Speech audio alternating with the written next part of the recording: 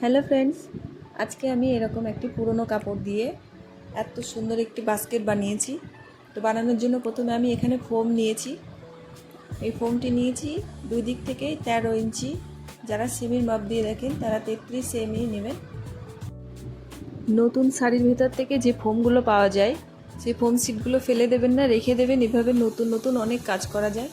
তো এখানে আমি 2 পিস নিয়েছি ফোম সিট এবং 2 পিস নিয়েছি এরকম পুরনো কাপড়ের টুকরো। সবই 13 ইঞ্চি করে নিয়েছি, দুই দিক থেকেই 13 ইঞ্চি। ফোম সিটটা এইভাবে বসিয়ে নিয়ে সেলাই করে নেব। এরপর দিয়ে অনেকগুলো সেলাই দেব, তাহলে দেখতে সুন্দর লাগবে। তো এইভাবে আমি সেলাই দিয়ে নিচ্ছি।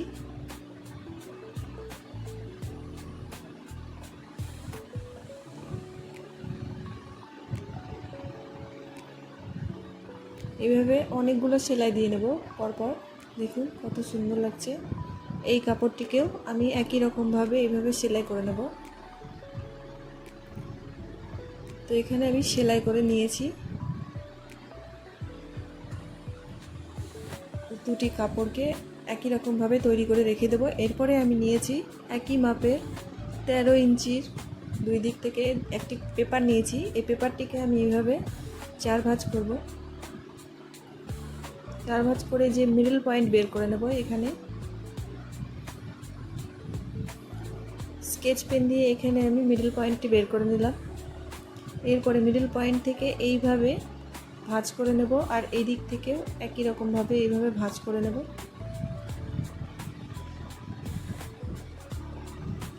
ভাঁজ করার পরে নিচের দিক থেকে এখানে আমি 13 সেমি বা 5 ইঞ্চি এভাবে দুই দিক থেকে মার্ক করব, আর সোজা লাইন টেনে দেবো এইভাবে। তারপরে একটা রাউন্ড কিছু একটা দিয়ে আমি এখানে কোটোর ঢাকনা নিয়েছি, এইভাবে গোল শেপ দিয়ে নেব। আর এখান থেকে 1 সেমি মার্ক করব। একই রকমভাবে এখানেও 1 সেমি মার্ক করব, আর নিচের দিকে এখানে আমি 6 সেমি বা 2.5 ইঞ্চি মতো এখানে মার্ক করব। আর এইভাবে যেখানে 1 সেমি নিয়েছিলাম সেখান থেকে এইভাবে লাইন টেনে দেব। এরপরে কাটিং করে নেব।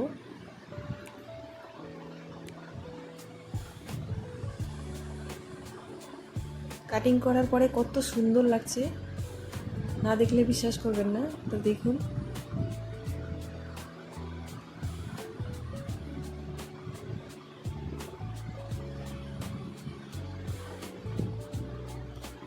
এরপরে এটাই ওপেন করার পরে কত সুন্দর লাগছে, একদম ফুলের মতো লাগছে।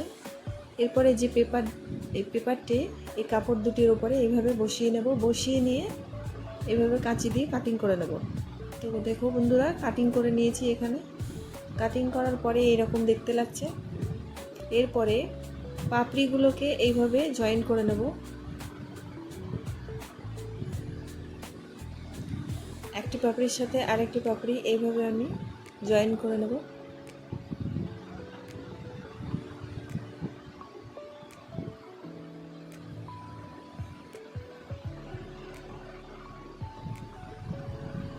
তো বন্ধুরা, আমার ভিডিও কেমন লাগছে কমেন্ট করে অবশ্যই জানাও। আর ভিডিওটি লাইক কমেন্ট শেয়ার করতে ভুলো না। এরপরে কি ভিডিও দেখতে চাও কমেন্ট করে জানাও। আমি নেক্সট ভিডিও আগামী দিন আপলোড করব। আমার ভিডিওটি কেমন লাগলো অবশ্যই জানাও এবং শেয়ার করো। নতুন নতুন ভিডিও দেখতে হলে আমার চ্যানেলটিকে সাবস্ক্রাইব করে চ্যানেলটির সাথে যুক্ত থাকো। তো দেখো কত সুন্দর এখানে টুপির মতো হয়ে গেছে। একই রকমভাবে এই কাপড়টিকেও এই রকমভাবেই সেলাই করে নেব। সব পাপড়িগুলোকে এইভাবে জয়েন করে নেব।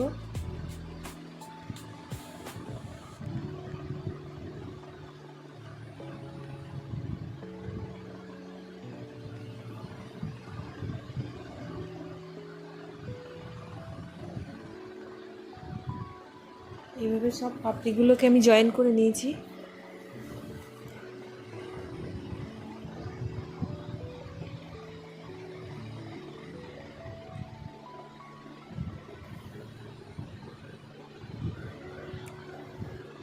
এরপরে দুটি পার্টই তৈরি হয়ে গেছে। তো এখান থেকে এতটুকু আমি মার্ক করে রাখবো, এখানে সেলাই করব না, এইটুকুটা ফাঁকা রেখে বাকি সবটা সেলাই করে দেব। এইভাবে নেব, এখানে আমি পিন দিয়ে সেট করে নেব।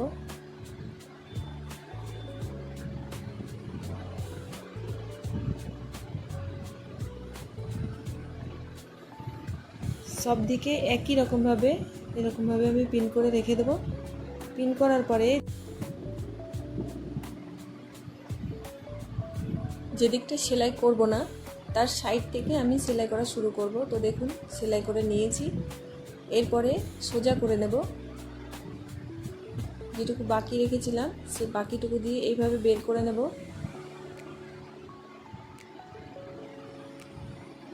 বের করে নিয়ে আমি এই সেলাই করেছি, সেলাইয়ের ভেতরটা এভাবে সোজা করে নেব, টান টান করে নেব।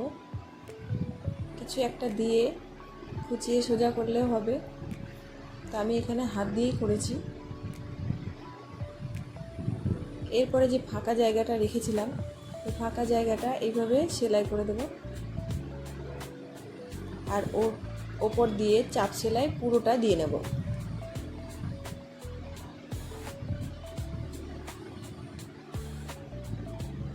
এটা ছোটোখাটো সেলাইয়ের অনেক জিনিস সবসময় হাতের কাছে থাকে না, হারিয়ে যায়, অনেক সময় খুঁজে পাওয়া যায় না।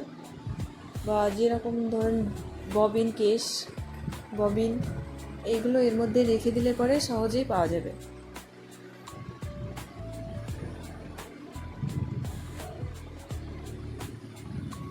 তো পুরোটাই আমি এইভাবে সেলাই করে নেব।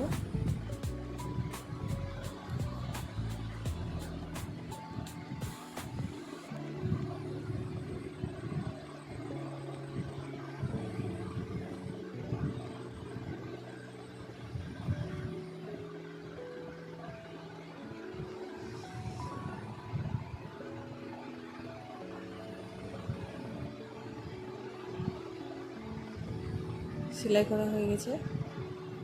এরপরে আমি বাটিটাকে একটু বসিয়ে নেব। এটা বাটির মতনই হয়েছে দেখতে।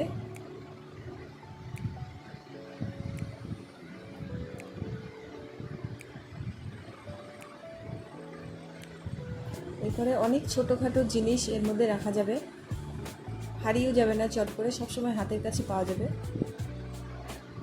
কেমন হয়েছে বন্ধুরা কমেন্ট করে অবশ্যই জানাও। আজকের মতো এটুকুই, আগামী দিন আবার দেখা হবে। Tata, bye bye.